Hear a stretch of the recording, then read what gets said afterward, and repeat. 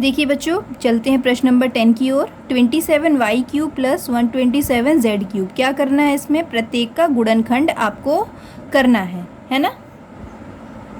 हाँ तो बच्चों, इस प्रश्न को करने के दो तरीके हैं। एक तो आपको डायरेक्ट आप फॉर्मूला लर्न कर लो कि a³ plus b³ is equal to होता है a प्लस b ब्रैकेट बंद a² plus b² minus ab। ठीक है, या तो आप इस तरह से कर लो, या फिर एक दूसरा तरीका है कि आप दूसरे फॉर्मूले से ही ये फॉर्मूला बना लो। कौन से फॉर्मूले से?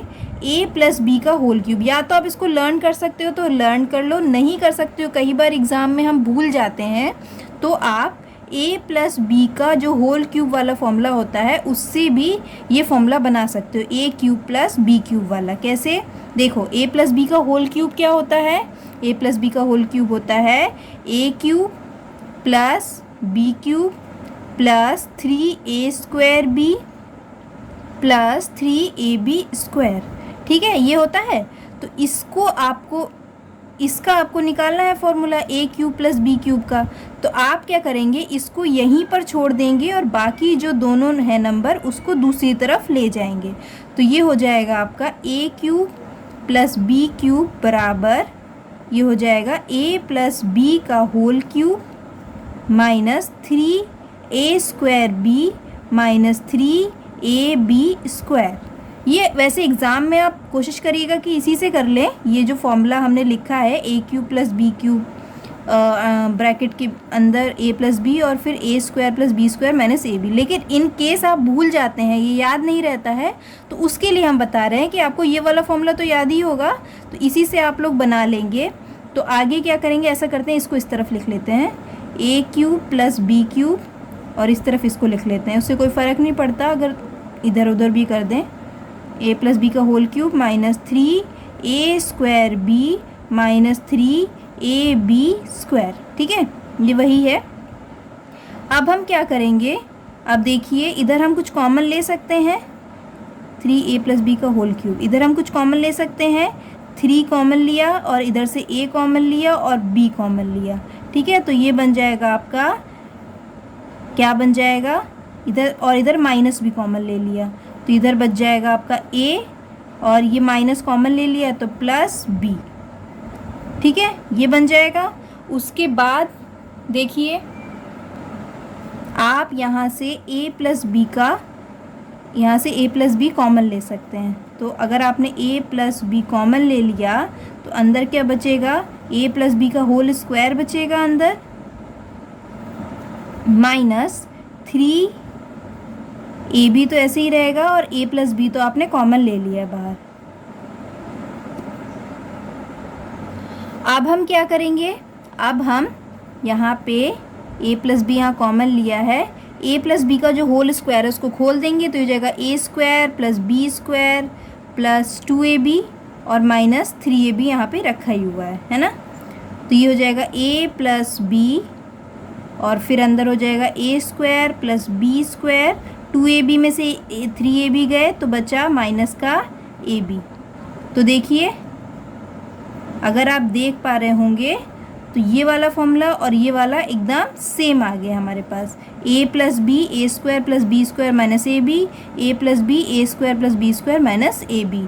तो ये हो सके तो डायरेक्टली आप लर्न ही कर लो इसको, ना लर्न कर पाओ तो आप a प्लस बी के होल क्यूब से भी ये निकाल सकते हो फॉर्मूला एग्ज़ाम में अगर भूल गए तो देखिए बच्चों, आते हैं अपने प्रश्न की ओर। 27y³ प्लस 125z³, तो इसमें लगेगा a³ प्लस b³ का होल, a³ प्लस b³ का formula a plus b bracket में a² plus b² minus ab।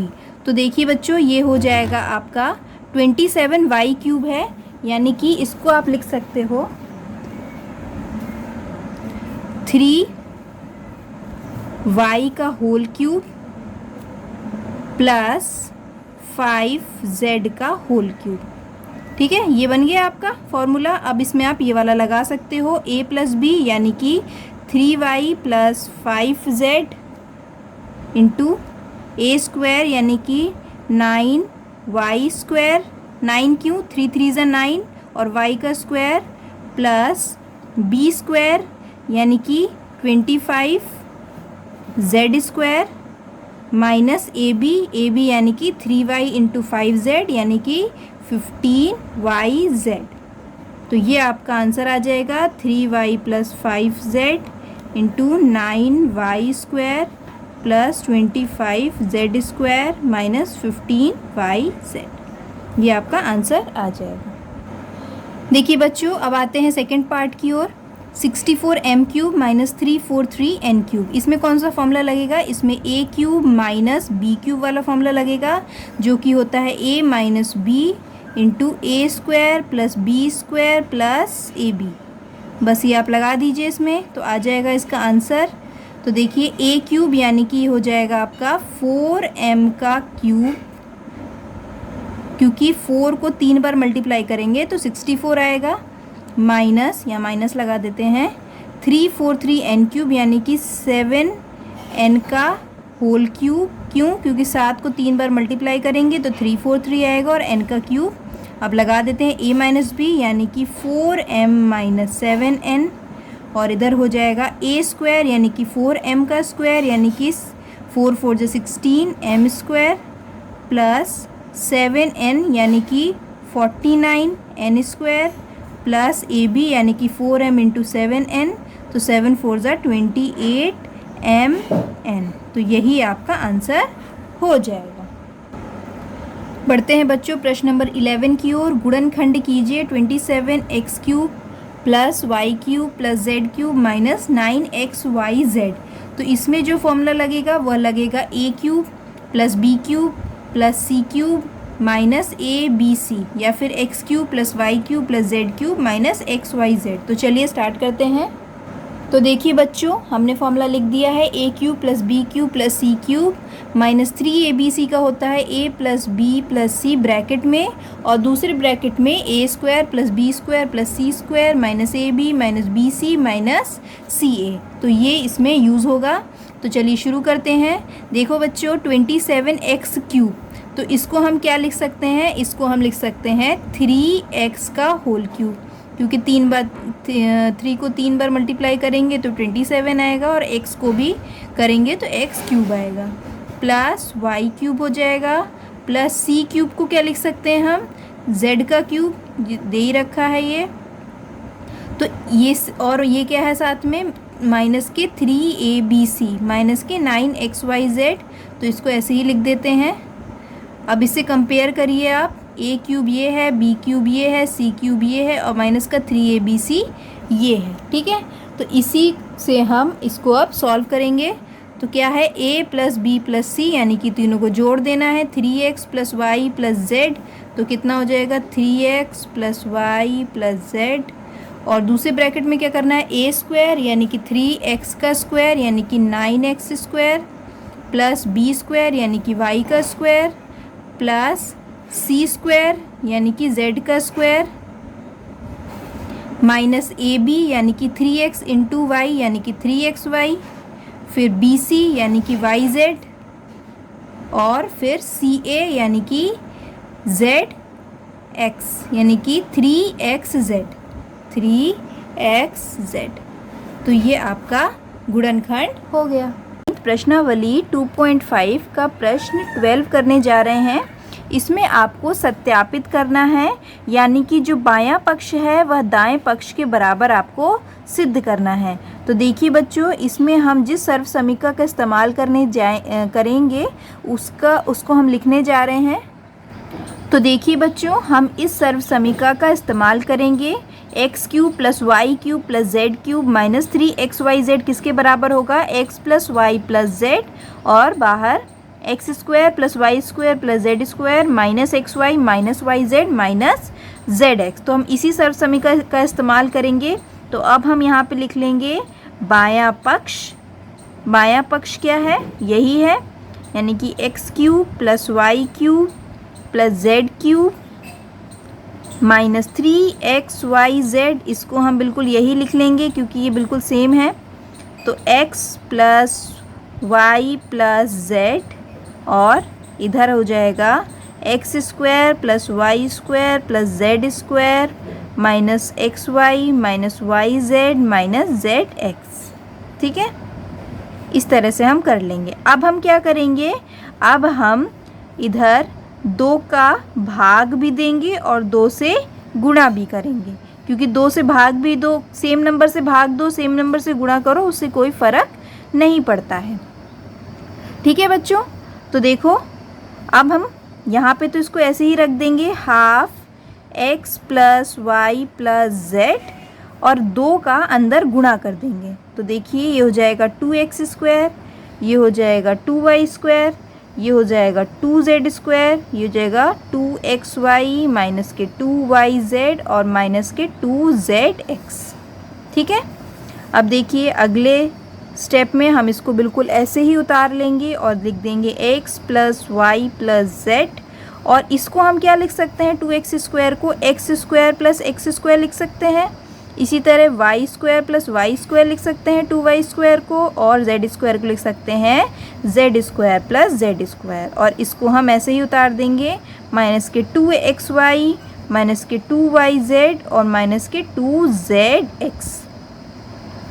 अब देखिए बच्चों इसको ऐसे ही उतार देते हैं फिर से, x plus Y plus Z, और अब होगा मैजिक। क्या मैजिक होगा, देखिए एक्स स्क्वायर वाई स्क्वायर और माइनस के 2xy, इन तीनों को एक साथ लिख लेते हैं। तो ये हमने लिख लिया एक्स स्क्वायर फिर वाई स्क्वायर और माइनस के 2xy। ठीक है, अब हम क्या लिखेंगे, अब हम लिखेंगे जेड स्क्वायर और पहले वाई स्क्वायर फिर जेड स्क्वायर और माइनस के 2yz। ठीक है, पहले वाई स्क्वायर फिर जेड स्क्वायर माइनस के 2yz। तो देखिए बच्चों y square plus Z square minus के 2yz। उसके बाद क्या लिखेंगे, उसके बाद लिखेंगे हम जेड स्क्वायर एक्स स्क्वायर और माइनस के 2zx। तो Z square x square minus के 2zx, सबकी हमने एक तरह से जगह चेंज कर दी, बाकी कुछ चेंज नहीं किया है। इसको हम वैसे ही उतार लेंगे, half of x plus Y plus z. अब देखो बच्चों x square plus y square minus 2xy क्या बन गया, x माइनस वाई का होल स्क्वायर, यही तो बन गया ना, क्योंकि इसको जब हम खोलेंगे तो हमको यही मिल जाएगा। इसी तरह Y square plus Z square minus 2yz क्या बन जाएगा, y माइनस जेड का होल स्क्वायर।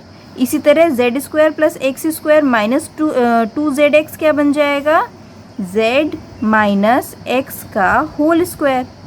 अब एक चीज़ देखिए बच्चों, half of x plus Y plus Z और ब्रैकेट में x माइनस वाई का square plus y minus Z का square plus z minus X का स्क्वायर, क्या ये इसके बराबर आ रहा है, बिल्कुल सेम है ना।